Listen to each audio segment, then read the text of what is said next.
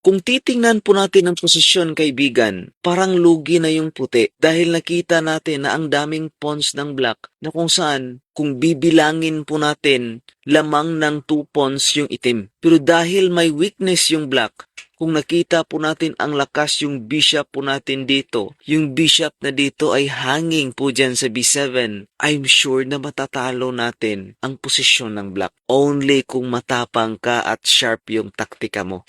Dahil kung ikaw ay kakapture lamang doon at mag-gain ng isang pawn, parang equal-equal lang mga kaibigan, pero lamang pa siya ng isang pawn. After niyang mag-castle kingside, ang posisyon na to ay equal po talaga. Pero kung ibalik po natin, dahil po hanging ang bishop niya sa B7, yan po kasi yung weakness niya. Pwede po tayong mag-sacrifice. Nakita nyo ba ang isang winning move dito? Sa mga baguhan, napaka-imposible po itong gawin dahil ibibigay po natin ang mas mataas na value dyan sa lesser value para lang manalo. Ito po kaibigan, ang move po natin ay rook. Sacrifice po dyan sa bishop sa C5. Bakit po natin to ginawa? Dahil once na mag-recapture po siya dyan, papasok po kasi si knight dyan sa C5, naka-threat yung bishop niya na hanging sa B7. Dahil hanging po yan, either iilag po niya o depensahan niya sa kanyang rook.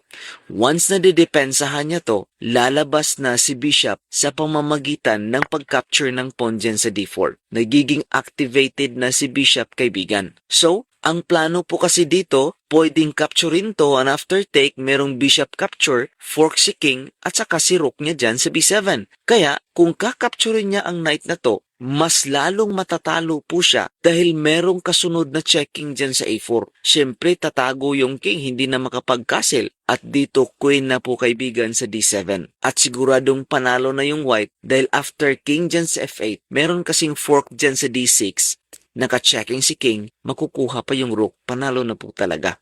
Now ngayon, ibalik po natin. Kung hindi pwede ang capture dyan sa knight, sabihin po natin na iilag na lang yung bishop dyan sa A8. Kakapturin lang po kasi. Knight takes knight, after bishop takes knight, bishop takes C6, checking pa, hindi pa makapag-castle, one piece pa yung opponent. Kaya po, talo po talaga kapag ganun. Now ngayon, what if mga kaibigan, after ng pawn takes, knight takes, kung iilag ang bishop po dyan sa C8, pagkatapos dito dumepensa at mag-rook sa C8, pwede ba yan? Sa katunayan, lugi pa rin. Kasi meron kasing queen dito sa A4. Ang daming pressure mga kaibigan. Lalabas si bishop, napakalakas.